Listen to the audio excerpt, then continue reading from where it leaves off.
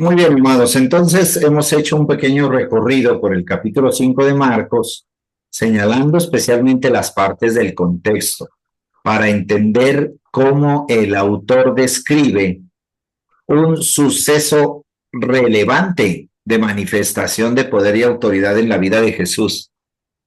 ¿Por qué es importante que nosotros analicemos el contexto?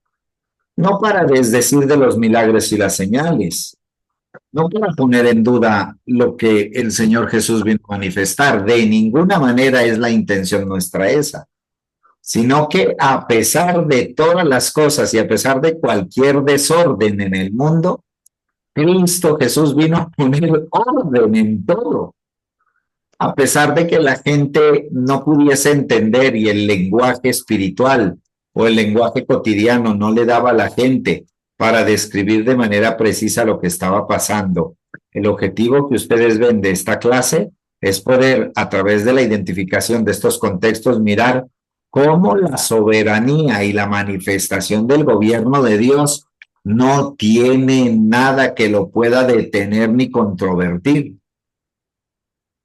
Por eso, para algunas personas al día de hoy, ustedes saben que todavía persiste la teología que el demonio, la teología del diablo, la teología de las maldiciones, toda esa teología, porque ellos viven creyendo en eso.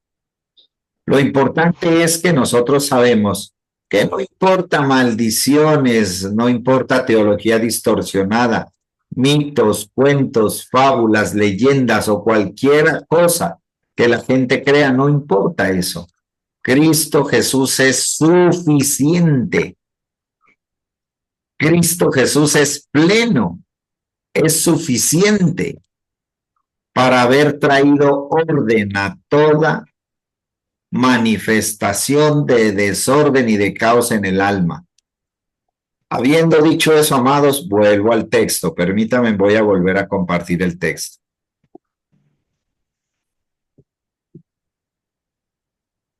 A ver, esperen que se me perdió. El 7. Sí, denme un momentito. Ya, aquí está.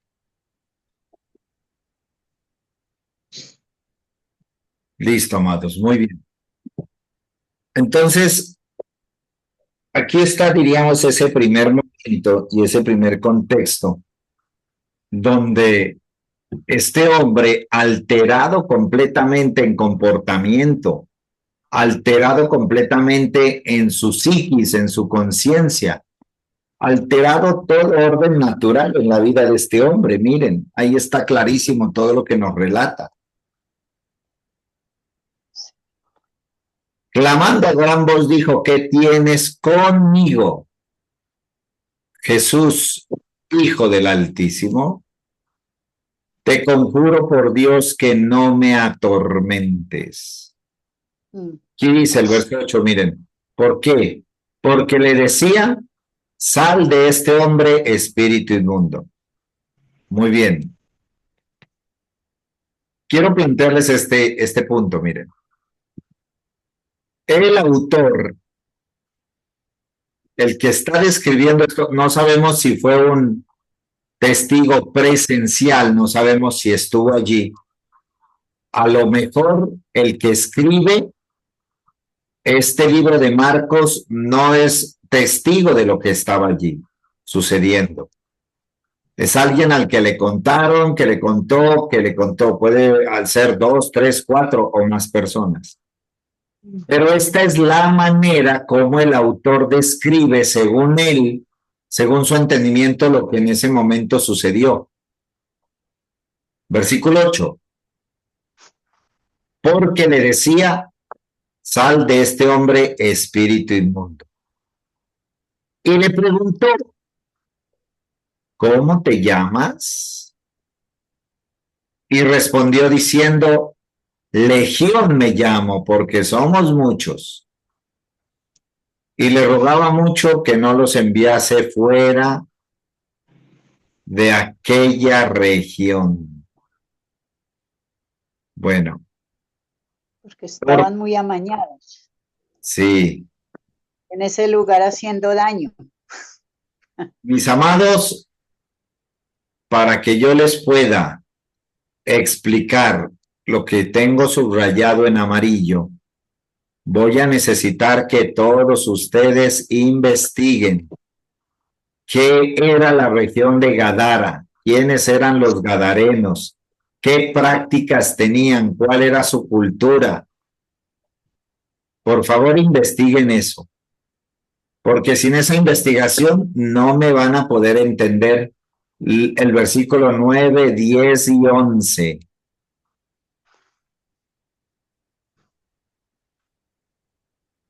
Pero antes de ir allí, me voy a detener un poquito más. Aló, ¿alguien va a hablar? ¿Va a preguntar?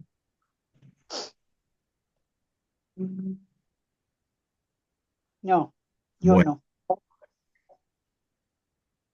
este hombre que lo vemos aquí en el capítulo 5 de Mateo es el fiel reflejo de toda la cultura de los gadarenos.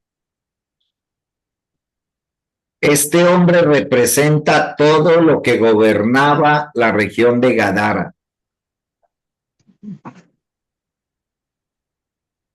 Este hombre prácticamente representa el estado del alma, hablando en términos espirituales. Este hombre representa el estado del alma en la cual estaba, casi todos estaban en ese estado, aunque algunos como este hombre estaban absoluta y totalmente desquiciados, sin gobierno, sin dominio, sin poder, sin Dios, sin ley, sin esperanza, en un caos total a tal punto de querer acabar con su propia vida, azotándose y golpeándose con piedras. Por eso, lo primero que usted ve que este hombre hace cuando Jesús llega a Gadara es arrodillarse ante Jesús. Esa tal vez es la parte más importante de todo el relato del endemoniado gadareno. Esta parte, mis amados, que el endemoniado gadareno que representa a toda esa generación se arrodilló ante Jesús.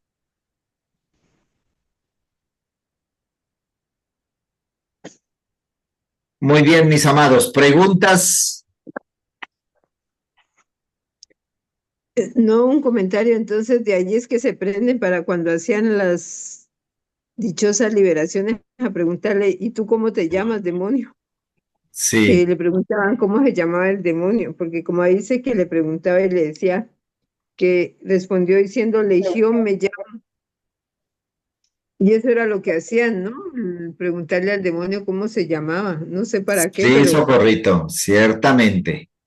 Así como usted lo pone en contexto, así es. Amados, permítanme, por favor, vamos a Mateo 8:28. Vamos a dejar hasta allí este relato de Marcos.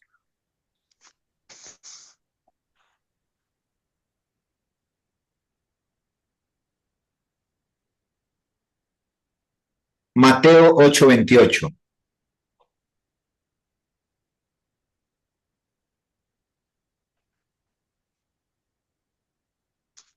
Bueno, noten aquí el relato como dice Mateo. Cuando llegó a la otra orilla, a la tierra de los Gadarenos, vinieron a su encuentro dos endemoniados que salían de los sepulcros, feroces en gran manera, tanto que nadie podía pasar por aquel camino. Y clamaron diciendo, ¿qué tienes con nosotros, Jesús, Hijo de Dios? Noten esto y vayan por favor apuntando cómo dice en Marcos y cómo dice aquí en Mateo. ¿Qué tienes con nosotros, Jesús, Hijo de Dios? ¿Has venido acá para atormentarnos antes de tiempo? Hasta allí. Vamos a Lucas 8.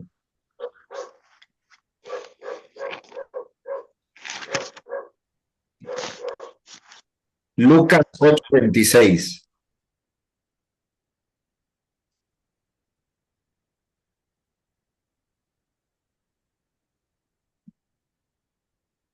Voy a leerlo, amados. Dice, y arribaron a la tierra de los Gadarenos, que está en la ribera opuesta de Galilea. Al llegar él a tierra, vino a su encuentro un hombre de la ciudad. Oiga lo que dice aquí. Mire el relato. Vino a su encuentro, ¿quién? Un hombre de la ciudad. ¿Qué nos dice Marcos y Mateo? Que salió de un sepulcro. Que salía de los sepulcros y que vivía al lado de un camino y que nadie podía pasar por allí. Bueno, aquí nos dice que era un hombre de la ciudad, endemoniado desde hace mucho tiempo, oiga, y no vestía ropa. Guau, acá hay otros detalles más tremendos que usted los puede añadir a los otros detalles de los otros relatos. Aquí dice que estaba desnudo, que no vivía en ninguna casa, sino en los sepulcros de ellas. Obviamente aquí en los sepulcros, pues usted ya entiende lo que expliqué de los sepulcros. Vamos a decir, pastor, vivía en casas abandonadas. Podía ser, sí. Había casas que ya no vivía nadie y habían quedado solo los sepulcros de los familiares de la gente que seguramente vivía allí.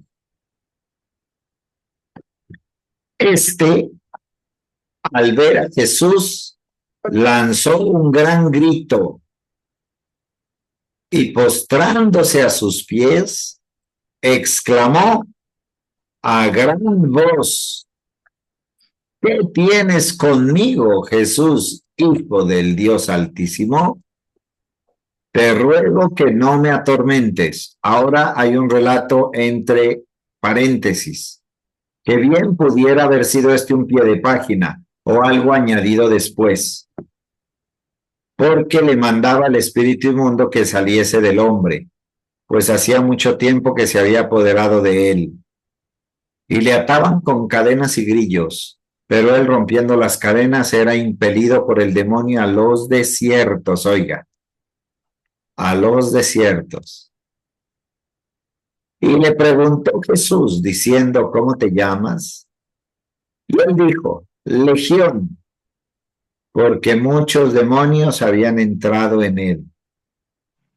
Y le rogaban que no los mandase ir al abismo. Bueno, muy bien, vamos a dejar hasta allí, amados, este relato para que ustedes hagan su parte de la investigación y yo posteriormente explicaré todo lo concerniente a Gadara y toda esa región y lo que allí se hacía. Muy bien, preguntas y comentarios finales, amados. Comentarios finales es que en los tres relatos el endemoniado reconoce a Jesús como el Altísimo, como el Dios Altísimo. Entonces hay un reconocimiento. El Espíritu reconoce quién es el que está cerca de ellos. Que yo digo debería ser así para nosotros también, ¿no? Cuando los loquitos se acercan, ellos deberían reconocer en uno esa presencia de Dios. Ojalá, Dios mío, que algún día podamos hacerlo. Porque hay muchos jóvenes que uno ve en la drogadicción y yo digo, yo cuando puedo y los veo así como que uno les puede hablar, no sé, yo les hablo y, y les digo palabras, que por qué se destruyen su vida, por qué, pero yo digo, y pienso para mí, yo digo, yo debería tener ese poder de poder hablar y que sacarlos de la droga, ¿no? Porque a veces son muchachos tan jóvenes que uno los ve que están estudiando y se escapan de las casas y se van a lugares solos a fumar vicio. Entonces yo digo, ay, uno debería tener como ese poder de hablarles, como hacía Jesús, salga espíritu y salía. Pero pastor, esos espíritus que dice ahí, a ver, ¿cómo le explico? ¿Cómo me hago entender? pues eran lo mismo que nos pasaba a nosotros, no espíritus, ese espíritu era contrario a Jesús, que es lo que hoy le sucede a todo el mundo, No espíritus, demonios, sombras, lleno de sombras, no. ¿no? Es Sí que, eran, nuevamente, amados,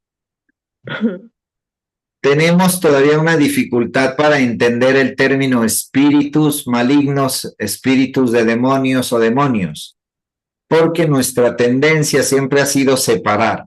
Espíritu inmundo una cosa, demonios otra, espíritu maligno otra, Satanás otra. No es así, es lo mismo. Satanás, demonio, espíritus inmundos, espíritus malignos, endemoniado, en demonio, es todo lo mismo. Pero lastimosamente todavía aquí en nuestra mente tenemos los clasificamos. que separarlo uno del otro y no es así. Por eso es que todavía nos cuesta trabajo entender qué era eso.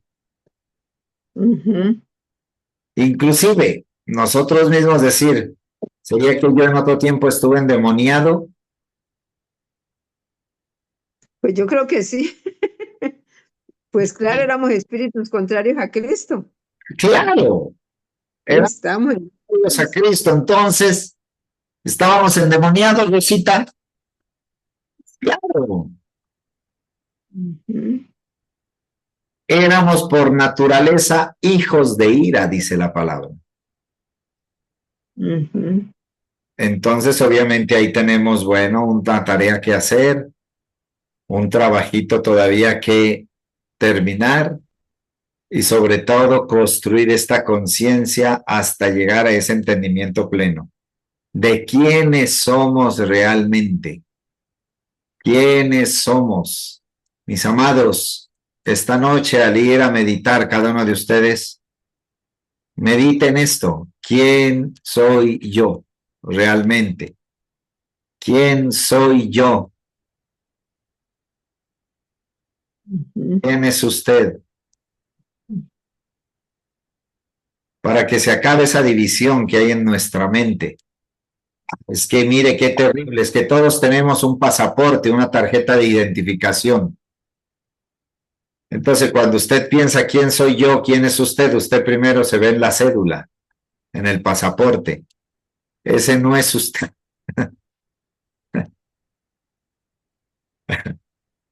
Mi identidad es Cristo. Sí, amados. Muy bien. Muy bien, amados. Entonces, hasta aquí esta clase. Nos veremos con la ayuda del Señor el próximo año. Uy, yo, El devocional allí estará hasta, bueno, ya veremos hasta que me dure la pila. Dios mío, que le dure mucho, mi pastor, lo amo. Cuando dice el próximo año, parece lejísimo, mijo.